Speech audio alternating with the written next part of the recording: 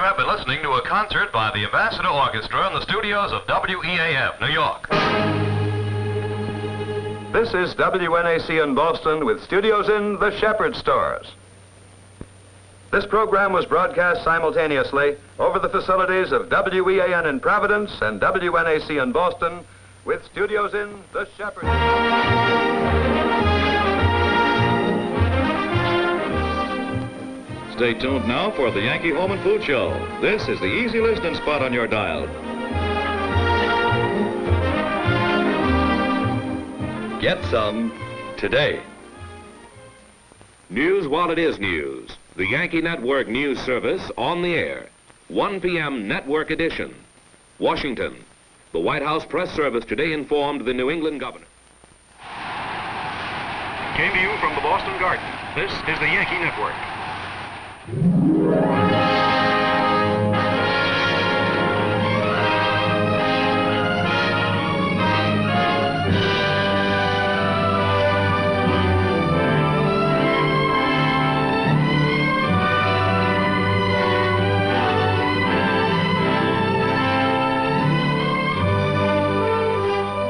This is the Yankee Network in New England.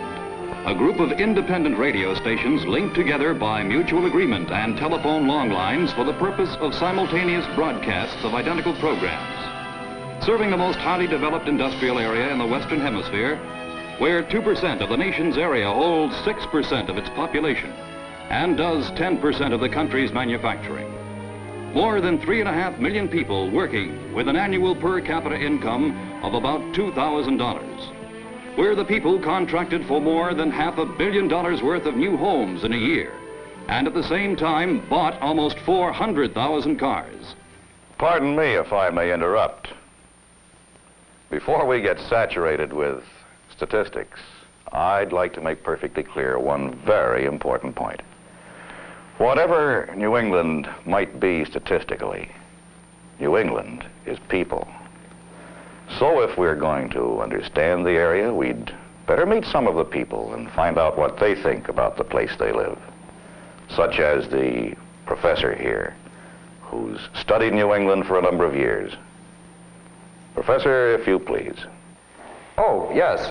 The New England area occupies an ancient landmass on the eastern slope of the Appalachian geosyncline, which was modified by several faultings some 600 million years ago, and further modified by 4 glacial epochs, leaving the terrain a conglomerate of igneous rock outcroppings and drumlin remains with... Well, that's not exactly what I had in mind. Perhaps one of our older citizens, a gentleman of culture and learning in the old traditions of New England. Historically and traditionally, this is the area where American independence began, where men established the 3 foundation stones of liberty: the right to worship their own way, to govern themselves, and to have their children educated in public schools. And we have, mostly, been that way ever since. Yes, we're a tough-minded people, deliberate in decision. But once we've made up our minds, we're hard to dissuade. Lots of New England people settled in Missouri, you know. Yes, people who had to be shown. Farmers, craftsmen, laborers, businessmen, and technicians operating large and small business and feeling pretty much like this about New England. Farming's been here from the first. There's still 50,000 of us making a living off the land.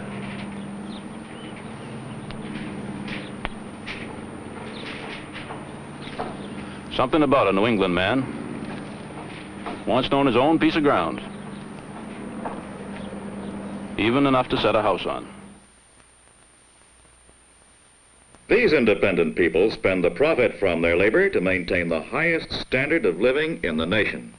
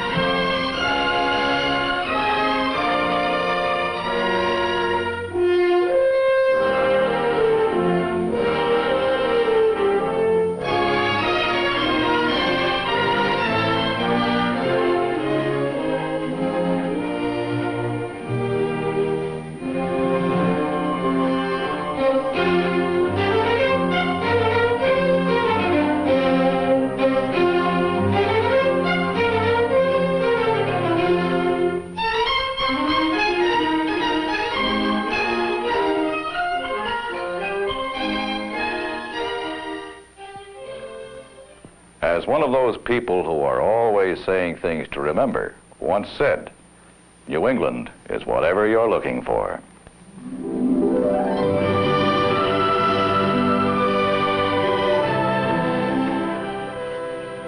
Yes, the outstanding characteristic of New England is variety. Inland from the coast of Maine, the people live in picturesque small towns and villages. There's 16 million acres of forest primeval, parts of it never explored. One reason why Maine is the largest producer of pulp paper in the country. 1/7 of the nation's potatoes are grown here, most of them in some 400,000 closely cultivated acres in one county. More than 22 million pounds of lobster are harvested in Maine each year, the largest annual crop of that delicacy from any state in the nation. Portland, Maine's largest city and hub of its most heavily populated area, an important commercial port, doing a $25 million export business. The skilled labor in the state produces textiles, shoes, and with an enviable reputation as a sportsman's paradise, it's natural that they manufacture some of the best sporting equipment. At Maine, people spent almost $1 billion in stores last year. Rhode Island, smallest of the 48, with the highest population concentration, almost 700 people for every square mile of ground. Along the Blackstone River is located the heaviest concentration of industrial enterprises to exist on any waterway in the entire world. The stockpile of raw material purchased to operate the diverse industry of this little state costs over $250 million a year, and produces better than $500 million in finished products. Chief among them, jewelry, textiles, fine tools, machinery, and silverware. And the people in Rhode Island have money in their genes, almost $1.5 billion every year.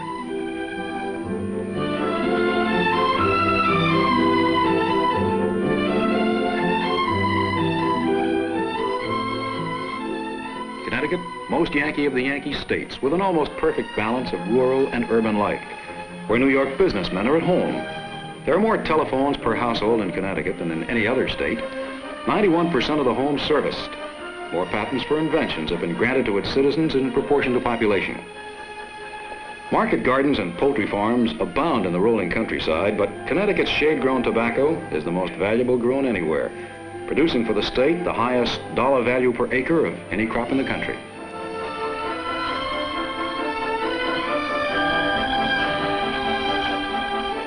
There is here the largest concentration of machine tools in the nation, 85 per 1,000 population, 6.5% of the nation's total. They produce the highest per capita value of manufactured goods, textiles, silverware, firearms, typewriters, clocks, knit goods, airplane engines, hardware, more than $1 billion worth a year. The average Connecticut family has more than $7,000 a year to spend, for a state total of spendable income annually of over $5 billion.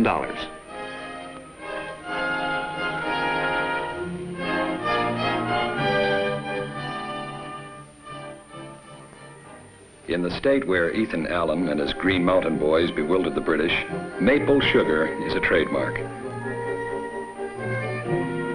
The dairy industry ranks high in the business profile, supplying 1.5 billion pounds of milk from 300,000 cows for a total of $72 million a year, enough for export to Massachusetts, New Hampshire, New York. But more people make things than grow things in Vermont, leading the country in production of granite and marble with large deposits of asbestos and talc. Skilled Vermont hands produce tools, textile, organs, scales, and window screens. Vermonters spend nearly $100 million for things to eat and almost the same amount for things for their cars. Almost $20 million on clothes for a total state retail sales figure approaching $500 million.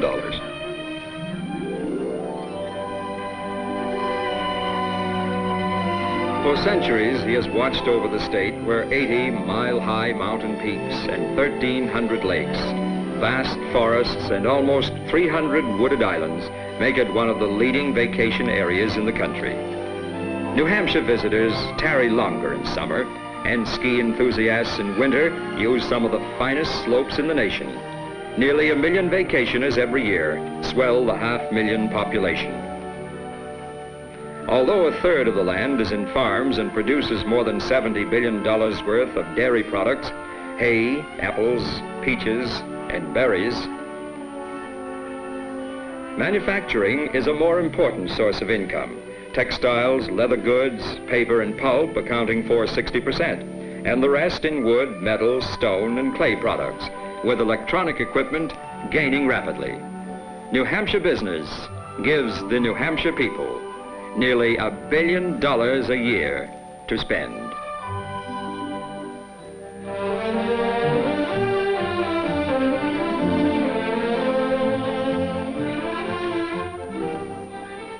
The Bay State, where they fired the shot heard round the world. Massachusetts, where more than half of New England lives, the second most densely populated state in the country, 9th in population in the nation, with a proud tradition of culture and learning. Beginning with the oldest college in the land, Massachusetts has added 28 colleges and universities and 69 other institutions of higher learning, established the first free public school. And today, the study and research facilities in one small area of the state is $1 trillion row, boasting the highest concentration of scientific minds and equipment in the entire world. Famed Yankee ingenuity combines keen minds and skilled hands, like the fishermen who sail from Massachusetts ports and bring in the highest dollar value catch in the country, making Boston the nation's leading fish handler. Shoemakers in the state produce more than 20% of the nation's footwear. In the field of electronics, modern technicians take home a $200 million annual payroll. More people travel in Massachusetts every year over constantly improving roads to visit the beginnings of United States history. The first battlefield of the Revolutionary War, the Village Green and Tavern, where a determined militia waited all night to lose a battle and win a war. And they enjoy a variety of vacation spots. The rolling wooded Berkshire Hills in the west.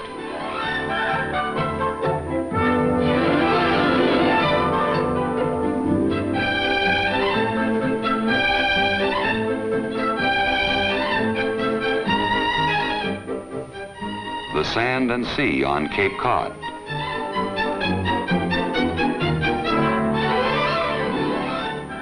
Vacationers spend about $500 million each year, and the Massachusetts retail sales total reaches over $6 billion annually, and the people of Boston have the highest family spendable income in the nation. This is New England, a profusion of individuality, managing to maintain a solidarity that makes the area unique in the nation, where the small producer insists upon his right to manufacture custom-made merchandise, but buys his material and equipment from the industrial giant because he gets it cheaper. Where the serene dignity of the historic past lives amid the hustle of modern business, and the one-room schoolhouse still functions within the same area that holds 13% of the nation's colleges and universities, awarding higher degrees. Where the town meeting still survives, but the people could not live for more than 90 days without importing food. Where the pride and tradition of freedom is woven into the fabric of life. And in the exclusive club or the corner tavern, they argue politics and religion, business and the fate of the Boston Red Sox. New England, a collection of hometowns where a Providence housewife will say, "Yes, I've been to Boston, but there's nothing there that I can't buy right here, downtown." And a newspaper editor in New Hampshire. Sure. Hey, Charlie, kill that Boston story on page 1. Waltz Electric has agreed to build in town, and they're going to employ over 200 people. And in cosmopolitan Boston. Yes, my dear. To California. Mm-hmm. Oh, I guess they'll be going out through Dedham and Framingham, you know. Mm-hmm. But, sir, Considering the size of your business, your international contacts and all, why do you maintain home offices here in Boston? Why, my dear man, I live here. And down east in Maine. Only salmon pool on the city limits in the country. Send the president first salmon caught here every year. Washington? No, never been there. Got all I need right here. Yeah.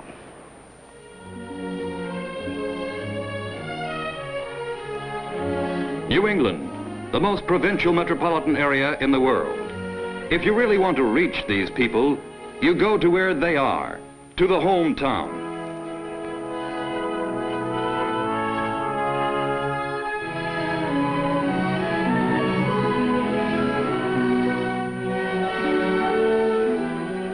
A radio hooper of 90? One Yankee affiliate has a local station down east. Maybe you think this is a southern mansion, but it's not. The trees are chestnut, and the building houses the studios of another Yankee affiliate programming to the people in a community. Located in the quiet dignity of the rolling hills of western New England, serving a rural and industrial area that boasts the highest per capita sales in the state. Actual construction on the 36 by 40-foot stage is slated to start early next month, and the facilities will be used during future fairs. This Yankee station, broadcasting to a population of some 50,000 people, maintains a listenership of nearly 50% in competition with 5 other radio outlets. Perhaps because it provides allied services for the community it serves, social and business functions on its spacious lawn, and a year-round art gallery, a showroom for the very active art colony in the area. This participation in the social and business life of the community makes this announcer's voice welcome in the homes of local people as a friend and neighbor.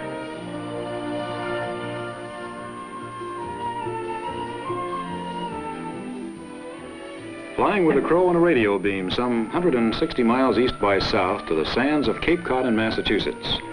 The local people listen to the only radio station south and east of the canal, a Yankee affiliate. And the vacationers listen too.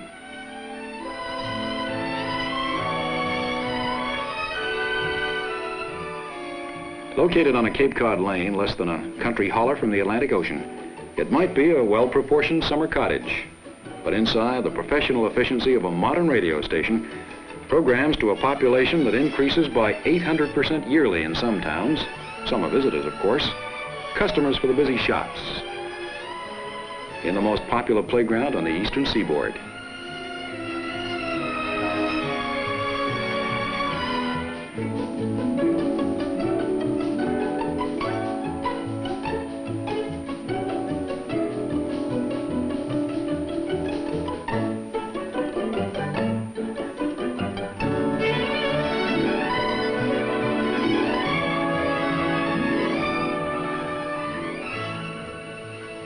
These have been songs of our times. We hope that we have played one of your favorites. These are your Cape and Island radio stations. 1 million visitors every summer listen to Yankee radio on Cape Cod.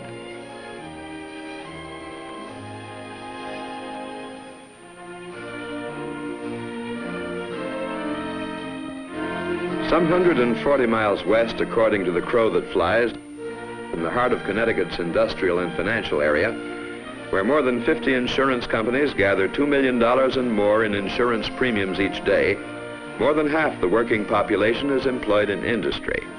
Here they say mass production began in the arsenal of the nation.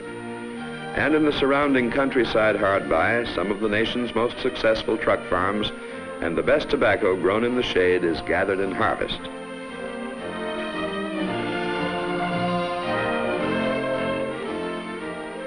Here, this Yankee affiliate programs to a highly diversified year-round audience. Almost 1 million people in their primary area, bringing news, music, entertainment.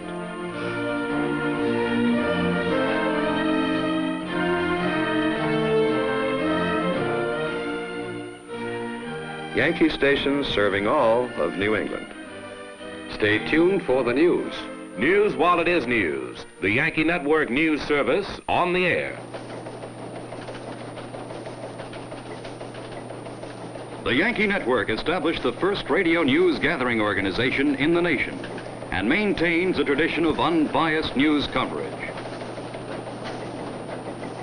News from all over the world comes into the Yankee Network newsroom, from the wire services, national and international, by telephone from established sources, and feature story material on coming events by mail.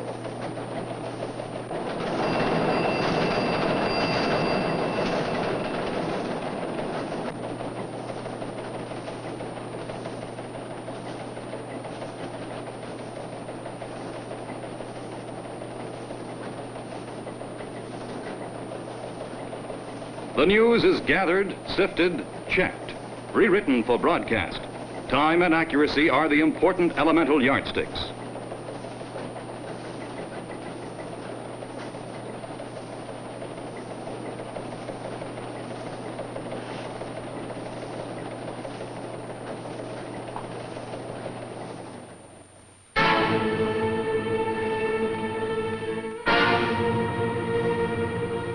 Cheater. Yes, sir, you don't do it that way. You thought to do it the right way, don't what? Quiet! It's time for the news. And then, News while it is news. The Yankee Network News Service on the air. The 6 o'clock network edition.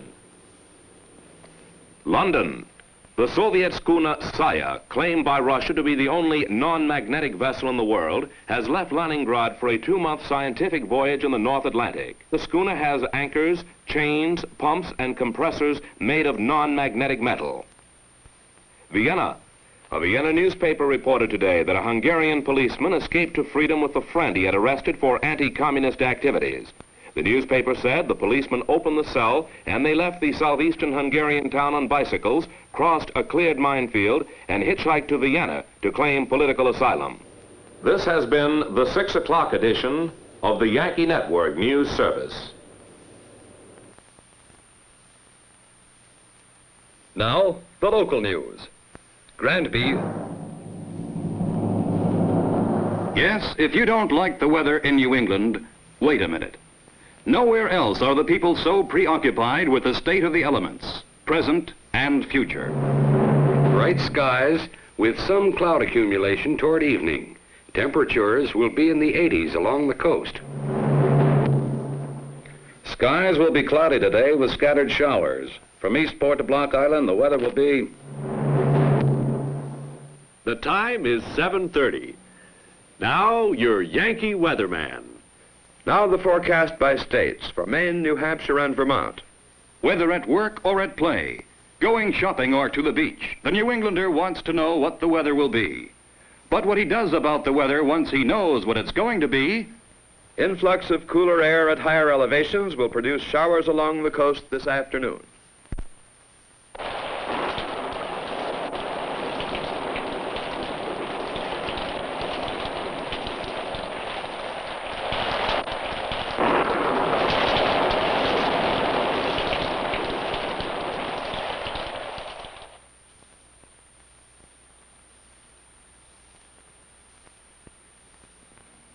Stay tuned for the Yankee Home and Food Show. This is the easy listening spot on your dial, WNAC Boston. Who was it said something about the power behind the throne?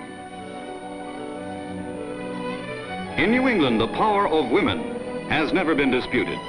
From the day that Dorothy Quincy married John Hancock, through the battle of the suffragettes to the modern automobile purchase, women have had their say, subtly or volubly. And New England women listen regularly to this. Welcome to the Yankee Home and Food Show. And here to greet you is Duncan MacDonald. Hello there. I hope you're all just fine today. We have a special feature that I think will interest all of you, and in just a minute I'll tell you all about it. The Yankee Home and Food Show is a New England institution, bringing 20 years of experience in programming to the women of New England, covering the range and scope of subjects of interest to the modern woman. For the homemaker, accurate information on the decoration of the home, inside and out, with frequent interviews of experts in the fields of decorating, planning, gardening, and the buying, storage, and preparation of the food she cooks. In the recipe department, no long and involved formulae, but quick, efficient preparations, making full use of the time-saving products and methods. The director of the Yankee Home and Food Show makes periodic trips to the sources of information, such as the great Boston wholesale market, checking on prices, trends, best buys, and reports the information to her listeners, keeping them up to date on the latest quotations, supply and demand. And of course, she uses the information herself. Thrift and economy are natural traits with the New England women. Fashions for Milady, of course, through interviews and information from the fashion centers of the world, gleaned from visits to the leading fashion shows in New York. The Yankee Home and Food Show reviews the literature of interest to the New England women, reports on stage and screen, summer theaters, music festivals, and introduces the homemaker to the leading personalities in the arts through interviews and on-the-scene reports. On-the-scene reports of events and occasions around New England are the highlights of the Yankee Home and Food Show broadcasts, as was the broadcast of the visit to Marblehead in Massachusetts during the famous race week there. Listeners were transported by vivid word pictures to that city of infinite charm, full of stories and legends from the past, of sailing ships and Yankee skippers, of Washington and Lafayette, the city that claims to be the birthplace of the United States Navy. And the listeners shared in the excitement and color of the regatta as it appeared from the judge's yacht. White sails over blue ocean, skimming like low-flying gulls, dipping low against the water on the crosswind leg, snapping at the come-about, slicing proudly through the air at the finish. Yes, listeners to the Yankee Home and Food Show visit Marblehead during race week, Presque Isle, Maine, for a military occasion, famous restaurants, summer theater openings. It's not exactly a policy, rather it just happens this way. Because what New England women want, whatever the New England woman wants, she'll find it in one of the daily broadcasts of the Yankee Home and Food Show. Yes, and one of the reasons is because you're good enough to write and telephone and let us know what you want. It's always a great pleasure to hear from you, and so I hope that you'll keep doing just that. Wherever you go, however you travel in New England, it's hard to find the place where the Yankee Network does not reach. More than 90% is in the primary coverage area of a Yankee station. And the local station has the ear of the local people.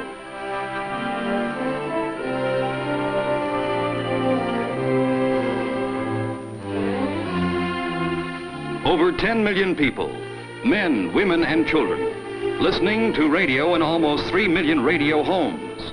And in more than 3 million cars going to and returning from work, out for the day or for the evening, listening to car radios. Add to this almost 4 million visitors to New England each year, spending nearly $1 billion in the New England market. And even that, but a minor fraction of the $12 billion of retail trade each year. Add wholesale selling, and the figure mounts to more than $21 billion.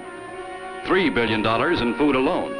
Over $2.5 billion in automotive stores, not including the purchase of 380,000 new cars. New England's 3.5 million workers with some 2.5 billion man-hours of labor produce $15 billion worth of goods. 80% of the nation's packaged and frozen food. 37% of the shoes and other footwear. 62% of the silver for the nation's tables. 59% of the newsprint. In total, giving the New England worker more than $18 billion a year to spend, averaging something like $5,000 per household. And taken person for person, the New Englander has more money in the bank than he earns in any single year. These are New Englanders, conservatively progressive, traditionally modern in moderation. Businessmen, professionals, craftsmen, proud of their labor, proud of their home, proud of their families. These are the people who listen to... This is the Yankee Network.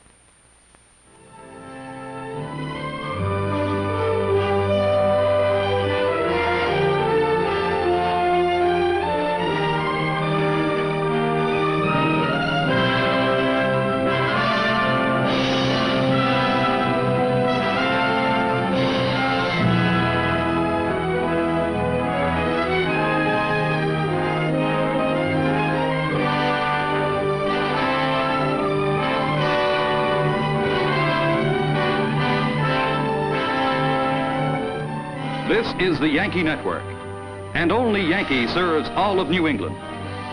This is the Yankee Story.